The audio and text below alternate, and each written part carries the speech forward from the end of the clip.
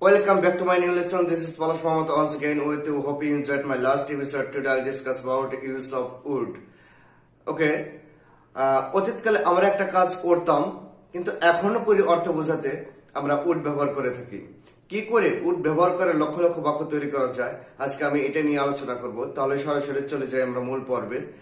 প্রথমে আমি রুলস করে নিয়ে আলোচনা করেছি। রুলস গুলো আগে দেখে নিই কি আছে, এরপর প্রতি পর্বের মধ্যে 5টি ভাগে ভাগ করেছি A B C D E। তাহলে প্রথমে আমরা দেখব রুলস, দেখে নেওয়া যাক। I would swim, আমি সাঁতার কাটতাম। I wouldn't swim, আমি সাঁতার কাটতাম না। Would I swim, আমি কি সাঁতার কাটতাম। Wouldn't I swim, আমি কি সাঁতার কাটতাম না।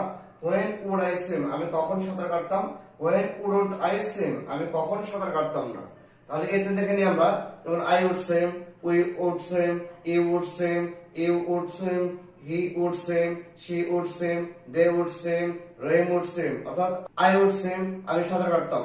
We would swim, আমরা সাঁতার কাটতাম। You would swim, তুমি সাঁতার কাটতে। You would swim, তোমার সাঁতার কাটতে। He would swim, সে সাঁতার কাটতো। She would swim, সে সাঁতার কাটতো। They would swim, তারা সাঁতার কাটতো।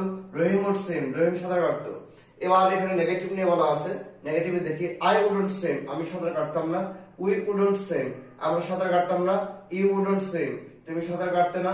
You wouldn't swim, তোমরা সাঁতার কাটতে না। He wouldn't swim, সে সাঁতার কাটতো না। She wouldn't swim, সে সাঁতার কাটতো না। They wouldn't swim, তারা সাঁতার কাটতো না। Rahim wouldn't swim, রহিম সাঁতার কাটতো না। এবার দেখে সিতে কি আছে, সিতে কোয়েশ্চেন মেক করা যায় কি করে, এটা নিয়ে আলোচনা করা হয়েছে। যেমন would I swim, আমি কি সাঁতার কাটতাম। Would we swim, আমরা কি সাঁতার কাটতাম। Would you swim, তুমি কি সাঁতার কাটতে। Would you swim, তোমরা কি সাঁতার কাটতে। Would he swim, সে কে সাঁতার কাটতো। Would she swim, সে কে সাঁতার কাটতো। Would they swim, তারা কি সাঁতার কাটতো। Would Rahim swim, রহিম কে সাঁতার কাটতো। Wouldn't I swim, এবার কোয়েশ্চেন মেকিং কিন্তু নেগেটিভ হবে। যেমন আমি কি সাঁতার কাটতাম না, আর আমরা কি সাঁতার কাটতাম না। এবার wouldn't I swim, আমি কি সাঁতার কাটতাম না। Wouldn't we swim, আমরা কি সাঁতার কাটতাম না। Wouldn't you swim, তুমি কি সাঁতার কাটতে না। Wouldn't you swim, তোমরা কি সাঁতার কাটতে না। Wouldn't he swim, সে কি সাঁতার কাটতো না। Wouldn't she swim, সে কি সাঁতার কাটতো না। Wouldn't they swim, তারা কি সাঁতার কাটতো না। Wouldn't Rahim swim, রহিম কি সাঁতার কাটতো না। এবার ইতে আছে কি করে WH ওয়ার্ড দিয়ে কোশ্চেন মেক করা যায়, এটি আমরা দেখবো। দেখানে কি আছে, When would I swim, আমি কখন সাঁতার কাটতাম। When would you swim, আমরা কখন সাঁতার কাটতাম। When would you swim, তুমি কখন সাঁতার কাটতে। When would you swim, তোমরা কখন সাঁতার কাটতে। When would you swim, তোমরা কখন সাঁতার কাটতে। When would he swim, সে কখন সাঁতার কাটতো। When would she swim, সে কখন সাঁতার কাটতো। When would they swim, তারা কখন সাঁতার কাটতো। When would Rahim swim, রহিম কখন সাঁতার কাটতো। তাহলে আমরা আজকে আলোচনা করলাম কিভাবে উড দিয়ে লক্ষ লক্ষ বাক্য তৈরি করা যায়।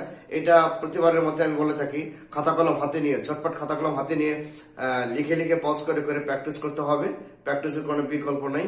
তো আজকের আমার এই ভিডিওটি যদি ভালো লেগে থাকে তাহলে আপনারা সাবস্ক্রাইব করে রাখতে পারেন এবং বেল আইকনে প্রেস করবেন এবং শেয়ার করবেন, বেশি বেশি শেয়ার করবেন যাতে অন্যরাও দেখার সুযোগ পায় এবং অন্যরাও ইংরেজি শেখার সুযোগ পায়।